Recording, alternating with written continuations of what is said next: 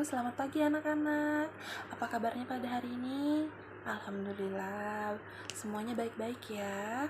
Baik, sebelum kita memulai kegiatan pembelajaran kita pada pagi hari ini, alangkah baiknya kita untuk membaca doa terlebih dahulu. Silahkan ketua kelas untuk dipimpin teman-temannya membaca doa.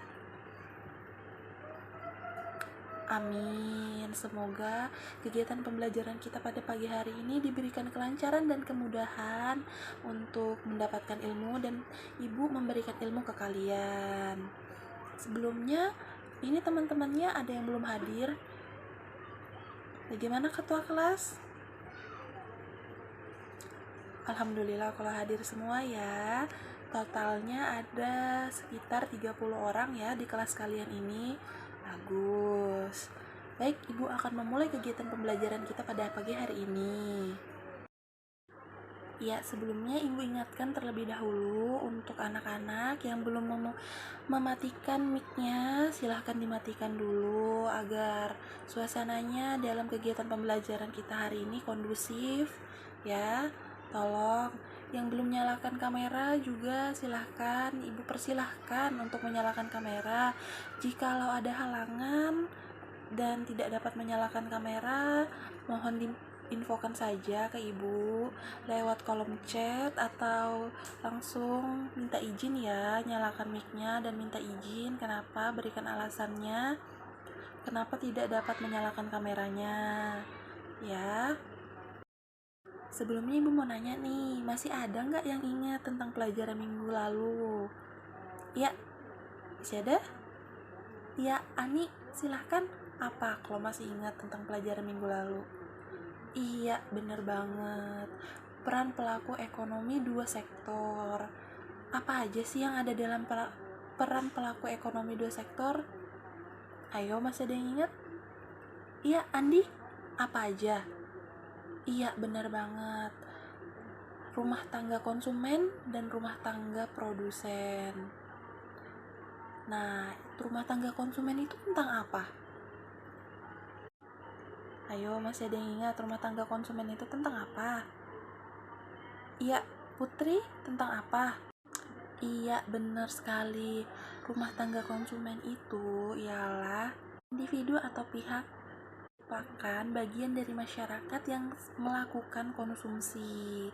Terus apa aja sih peran-perannya? Ada yang bisa jelasin sedikit? Bagaimana? Ya, Dion, apa aja? Iya, yang pertama itu bertindak sebagai masyarakat umum yang membeli barang atau jasa yang dihasilkan oleh rumah tangga produsen. Jadi kita sebagai masyarakat itu pasti membeli atau mengkonsumsi barang yang dihasilkan dari rumah tangga produsen seperti baju, makanan yang sudah diolah ya. Yang kedua apa? Gak ada yang ingat? Iya, Dinda. Ya, benar banget. Selanjutnya itu adalah pemasok faktor produksi, yaitu yang menyediakan faktor produksi seperti sumber daya alam, sumber daya manusia, modal, teknologi. Itu yang merupakan peran-peran dari rumah tangga konsumen. Selanjutnya, peran pelaku ekonomi dua sektor ada lagi satu, yaitu apa? Ya, ayo. Apa yuk?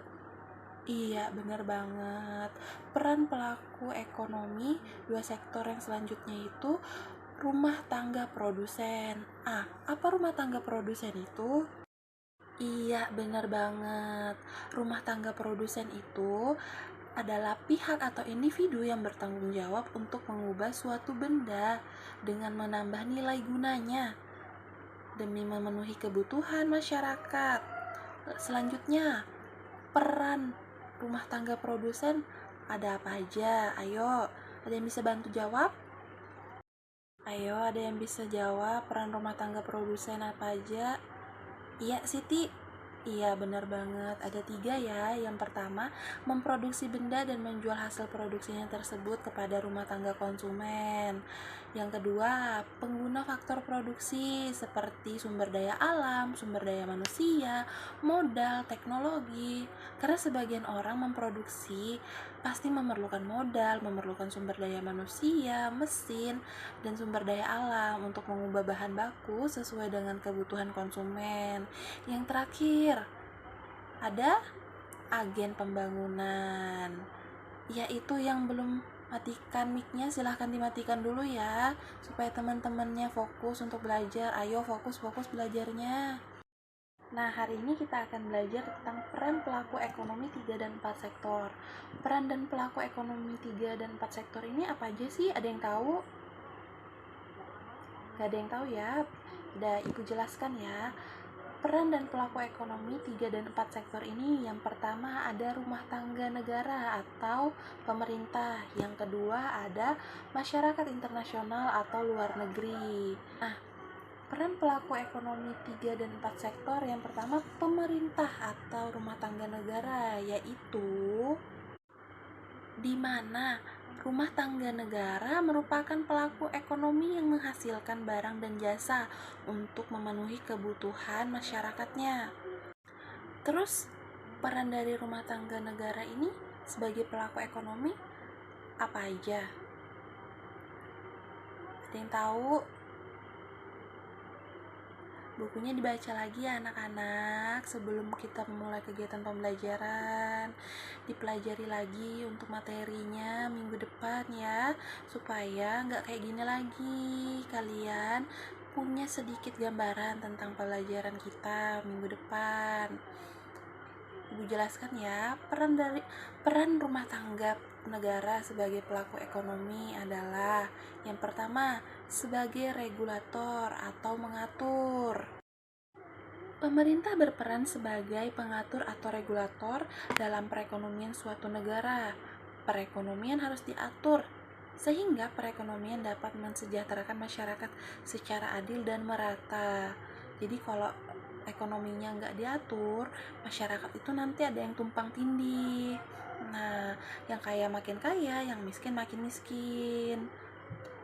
Selanjutnya, regulator dan aturan yang dibuat oleh pemerintah antara lain berupa pemberian subsidi pada perusahaan dalam negeri sehingga mampu bersaing dengan produk dari luar. Peran lain pemerintah adalah menentukan besarnya pajak. Dengan adanya aturan tentang pajak progresif, orang yang kaya dipungut pajak yang tinggi, orang yang miskin dipungut pajak yang rendah, bahkan orang yang sangat miskin tidak dipungut pajak, tetapi malah disubsidi. Nah, seperti yang Ibu bilang tadi, kalau pemerintah tidak mengatur perekonomian negara, maka akan terjadinya ketimpangan, yang kaya makin kaya dan yang makin miskin. Nah, maka dari itu pemerintah harus membuat regulasi-regulasi atau kebijakan-kebijakan untuk mengatur hal-hal tersebut sehingga tidak akan terjadinya ketimpangan. Peran rumah tangga negara selanjutnya yang kedua itu konsumen. Seperti halnya rumah tangga keluarga, rumah tangga pemerintah juga memiliki peran sebagai konsumen. Dalam menjalankan fungsinya sebagai pengatur, pemerintah membutuhkan saran dan prasarana penunjang yang dibeli dari rumah tangga, perusahaan atau produsen. Nah, Ibu kasih contohnya ya. Contohnya itu kantor dinas pendidikan. Untuk menjalankan aktivitasnya sehari-hari membutuhkan kertas, printer, dan tinta. Nah, terus didapat dari mana? Pemerintah harus membeli ke perusahaan atau produsen untuk mendapatkan barang-barang yang mereka perlukan. Seperti itu anak-anak. Peran rumah tangga negara yang ketiga yaitu produsen. Selain sebagai konsumen, pemerintah juga berperan sebagai produsen. Dalam menjalankan perannya sebagai produsen, pemerintah memproduksi barang atau jasa. Nah, salah satunya rumah tangga produsen di negara Indonesia ini yaitu berbentuk BUMN atau Badan Usaha Milik Negara. BUMN ada yang tahu apa?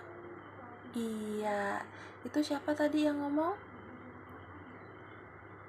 Ayu. Ya, Ayu apa? BUMN itu? Iya, benar banget.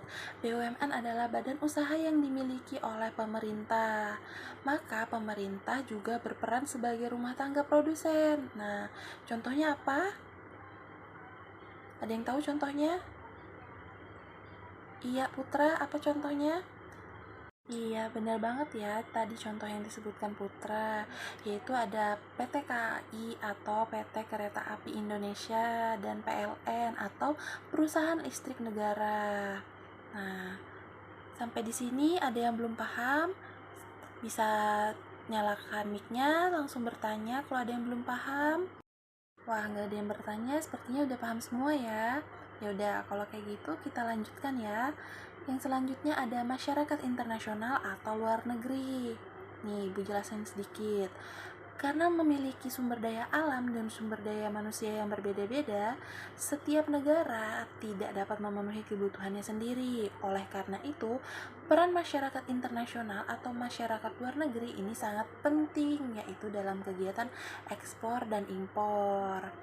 Nih, peran masyarakat luar negeri sebagai pelaku ekonomi adalah sebagai berikut. Yang pertama, sebagai mitra perdagangan.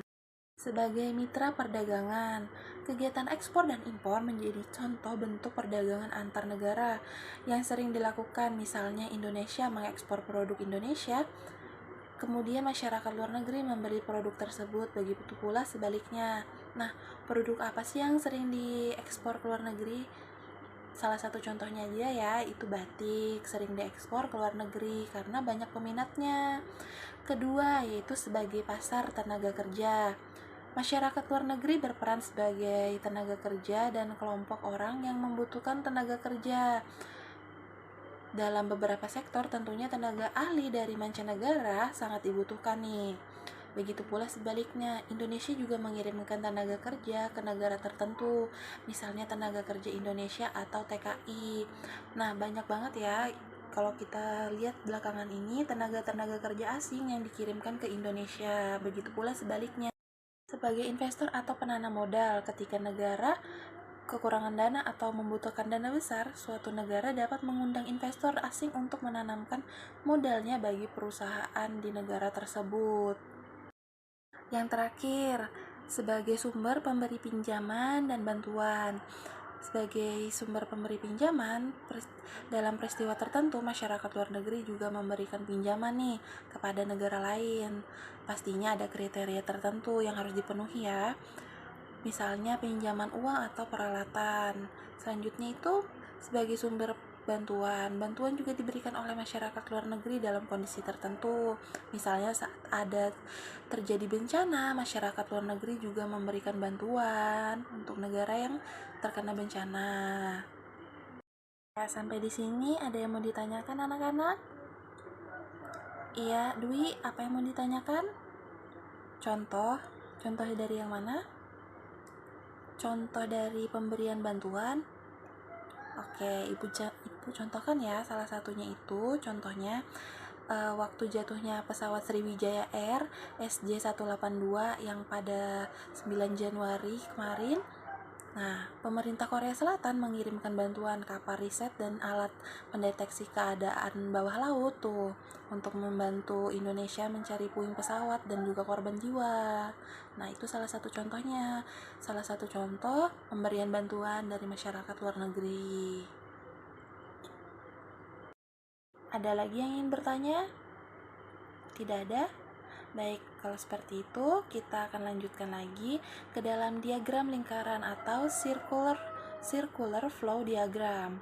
Nih, setelah kita mengenal para pelaku ekonomi yaitu RTP, RTK, RTN, dan masyarakat luar negeri, sekarang kita akan membahas mengenai hubungan antara pelaku ekonomi dalam bentuk diagram atau circular flow diagram. Yang pertama, perekonomian 3 sektor. Bisa dilihat ya, diagramnya seperti apa. Perekonomian 3 sektor nih, ini diagramnya. Ibu jelaskan sesuai dengan namanya nih ya, perekonomian 3 sektor. Itu berarti diagram ini merupakan hubungan antara 3 sektor, yaitu RTK, RTP, dan pemerintah. Bisa dilihat kan diagramnya bagaimana? Nih, hubungan antara RTK dan sama RTP ini pada dasarnya itu sama dengan perekonomian 2 sektor. Yang membedakan itu antara hubungan RTK dengan pemerintah dan juga RTP dengan pemerintah atau RTN ya. Pemerintah ini sebagai konsumen membeli barang dan jasa dari RTP.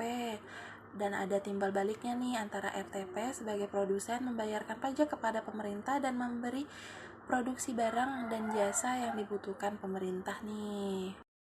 Pemerintah sebagai produsen memberikan retribusi barang dan jasa, gaji, bunga, dan juga berbagi subsidi kepada RTK. Sebagai gantinya, RTK membayarkan kepada pemerintah berupa pajak dan pemasok faktor produksi kepada pemerintah. Begitu dari penjelasan Ibu untuk perekonomian 3 sektor. Ada yang ingin bertanya? Tidak ada? Baiklah, kalau begitu Ibu lanjutkan ya. Baik, kita lanjutkan ke perekonomian 4 sektor atau perekonomian terbuka. Perekonomian 4 sektor ini terdiri dari RTK, RTP, RTN atau pemerintah, dan masyarakat luar negeri. Meskipun diagram ini agak ribet kalau dilihat-lihat, tapi kalau kalian paham sama konsep diagram dari perekonomian 2 sektor dan 3 sektor, kalian pasti paham karena hubungan baik antara RTP, RTK, RTK, RTN, dan RTP, RTN pada dasarnya itu sama. Yang membedakan adalah adanya hubungan RTP dengan masyarakat luar negeri dan hubungan antara RTK dengan masyarakat luar negeri. Di mana RTP sebagai produsen untuk masyarakat luar negeri yaitu melakukan ekspor, dan masyarakat luar negeri sebagai produsen untuk RTK dan masyarakat negara kita yaitu melakukan impor. Kurang lebihnya begitu ya anak-anak penjelasannya. Baik anak-anak, sampai di sini ada yang ingin ditanyakan? Kalau ada yang kurang jelas atau kurang paham sama penjelasan Ibu tadi, silahkan ditanyakan. Baik, ada yang ingin bertanya? Ibu berikan kesempatan. Baik, kalau tidak ada yang bertanya, Ibu akan memberikan tugas pada kalian. Ibu akan kirimkan tugasnya melalui WhatsApp group. Tolong dikerjakan, minggu depan dikumpul ya. Baik, sebelum kita mengakhiri kegiatan pembelajaran kita pada hari ini, ada yang bisa atau bersedia membantu Ibu untuk memberikan kesimpulan untuk materi kita hari ini? Iya, ayo. Bagaimana kesimpulannya? Iya, kurang lebih seperti itu ya. Jadi dapat disimpulkan bahwa peran rumah tangga pemerintah merupakan pelaku ekonomi yang menghasilkan barang atau jasa untuk memenuhi kepentingan publik atau penduduknya. Selanjutnya itu, masyarakat luar negeri memiliki peran penting dalam perekonomian yang dilakukan oleh pemerintah. Nih, adanya masyarakat luar negeri itu memicu kegiatan ekspor maupun impor. Dari kegiatan ekspor dan impor, pemerintah mendapatkan devisa. Devisa adalah salah satu sumber pendapatan negara. Ya, mungkin itu kesimpulan untuk kegiatan materi kita hari ini. Baik, kegiatan pembelajaran kita hari ini sudah selesai ya anak-anak. Ibu ingatkan kembali kepada kalian, jangan lupa untuk mengerjakan tugasnya. Ibu mau memberitahu bahwa materi kita minggu depan adalah perdagangan antar pulau, jadi kalian juga jangan lupa belajar tentang materi kita ya. Baik, ketua kelas, kita akan mengakhiri kegiatan pembelajaran kita hari ini. Silakan dipimpin doa untuk mengakhirinya. Amin. Terima kasih ya anak-anak untuk kegiatan pembelajaran kita hari ini telah selesai. Silahkan melanjutkan kegiatan atau aktivitasnya yang lain. Ibu akhiri. Assalamualaikum, selamat pagi.